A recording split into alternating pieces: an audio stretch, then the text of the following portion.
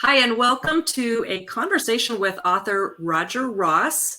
Roger's new book, Come Back, Returning to the Life You Were Made For, is the topic of the day. And we are so excited to have Andy Adams joining us. And Roger, would you introduce Andy and tell us a little bit about him? I would love to do that. Andy's a longtime friend. Actually, I first met Andy when he was, I believe, in ninth grade, going into ninth grade. So he had hair back then, if you can believe it. And we've just known each other off and on in all kinds of different capacities ever since then. Andy now is the senior pastor of Troy United Methodist Church in Troy, Illinois. However, Andy is more than that. He would describe himself as an adopted child of the living God, a husband to his beautiful wife, Amy Jo, a father to his two children, a church planter, a coach, as well as a sci-fi and sports enthusiast. I can certainly say amen to that. I've seen that in his life many times over. And Andy is just a dear friend, like a son in the gospel to me. And it's a thrill to have you here, Andy. Thanks for coming. Thank you, Roger. It's a pleasure to be here. So, Andy, you were able to get your hands on a very early, unedited version of this book. Oh, there it is. Excellent. Marked up. And you were able to obtain that through special means to use it in your own congregation. And so I'm wondering if you can just describe a little bit about what you had in mind and how did it go? Well, I tell you, Roger is my ministry coach, and he's also a very good friend. And so I already knew that his book was in the works, but it wasn't until June of 2020 when he asked me if I'd consider leading our congregation through his book. And this was before I read it. So here was my thought process. Well, Roger has done a lot for me.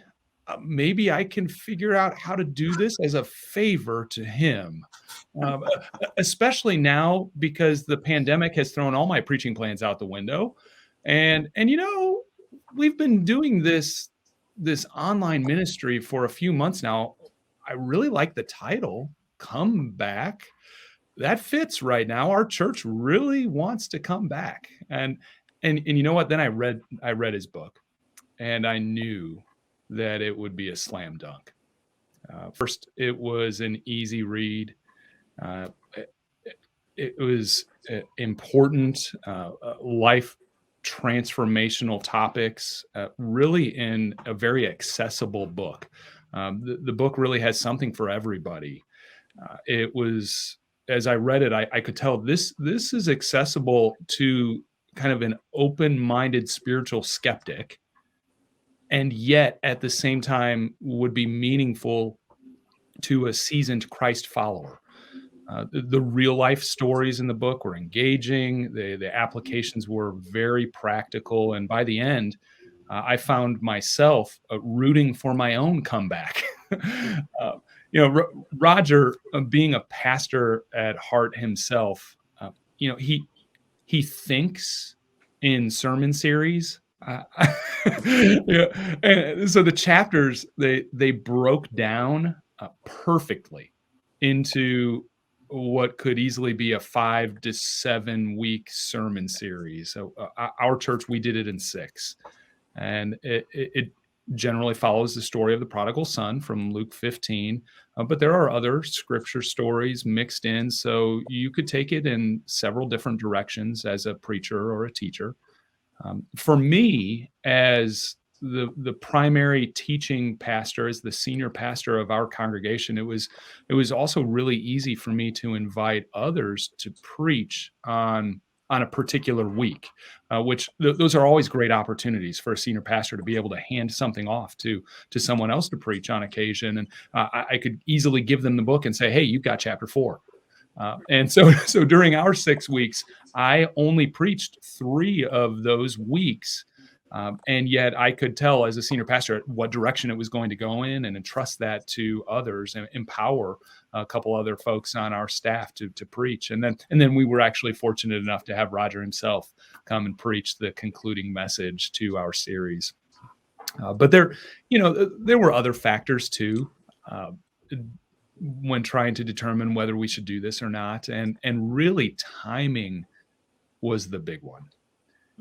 We used this book, this sermon series, and the study book itself to launch our own comeback to indoor worship in September of 2020. Our congregation was eager to come back together, and so we played off that theme to invite everyone to come back, not just to church, but to come back to God. Earlier in the summer, we had launched almost 30 Wesleyan discipleship bands, groups of 3 or 4 people meeting regularly for spiritual growth. And those groups, along with our regular small groups, which we call journey groups, that was the perfect avenue to allow people to take the study deeper and discuss each chapter on a weekly basis. And so we were really fortunate to get an early copy of the participants guide and have our groups utilize that. So the timing really for us was perfect.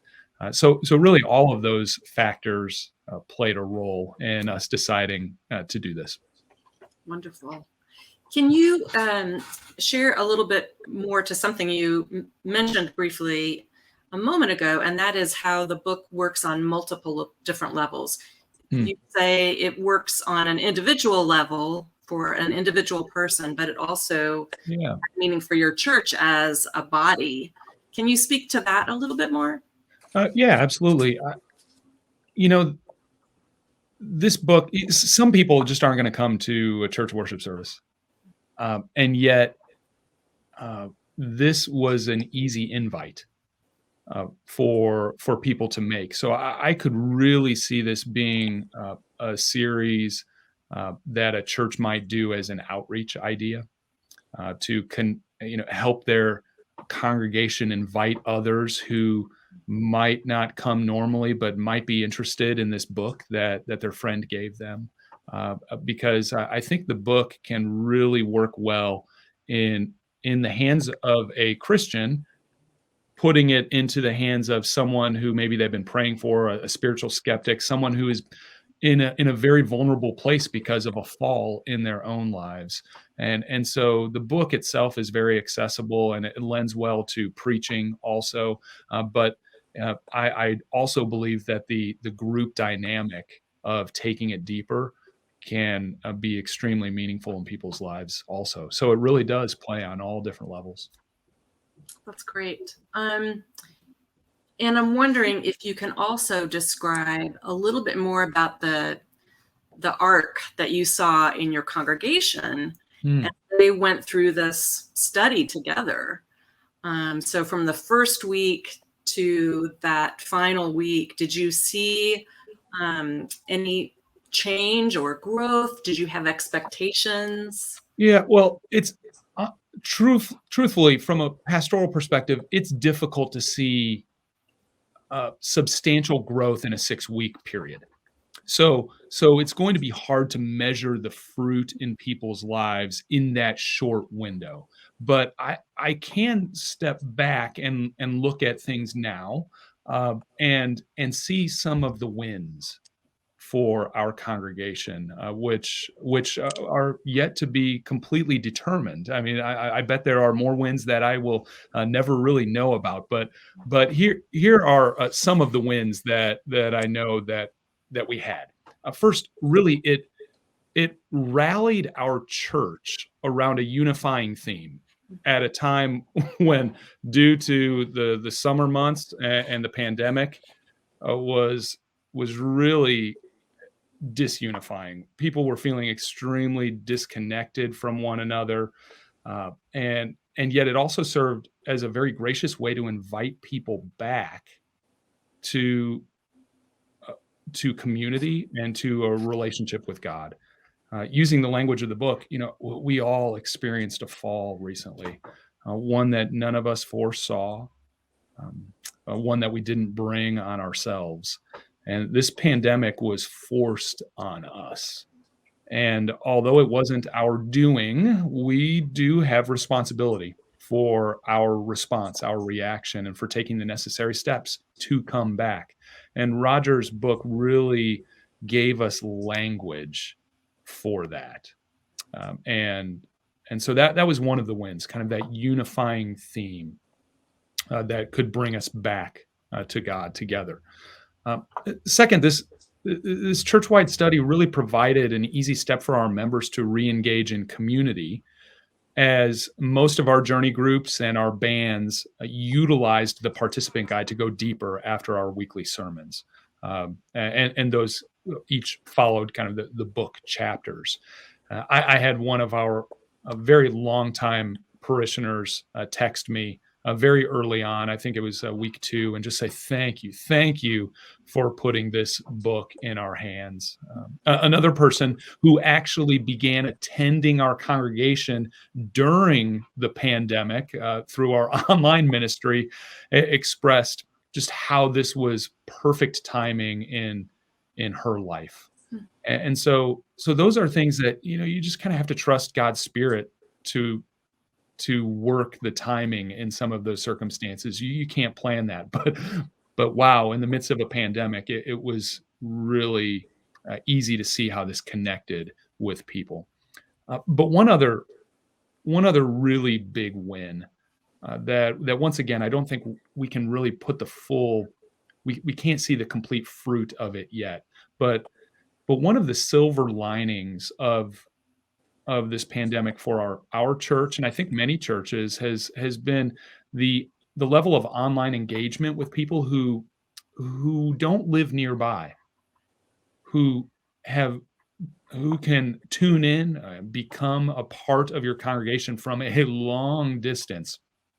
And we've had several of those folks, and we've connected with many folks who don't live anywhere close to us in the last year. And some of them came during our comeback series. One lady in particular who lives a few states away was invited by a friend who is in our area, who is an active part of our congregation, in-person congregation.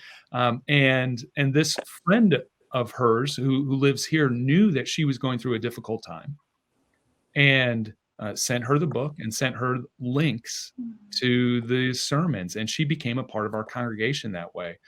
She had a previous relationship with God, but it felt like she was in a far off land, and this series helped to get her connected to our online church community, where she continues to be engaged and ministered to during her very vulnerable time.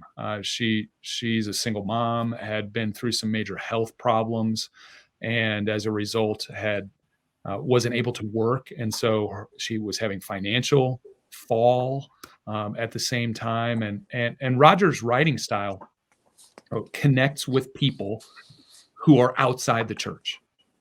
And I really believe this would be a great sermon series, book study to do as a part of a broader church outreach or invitation strategy. But those were some of the big wins for us.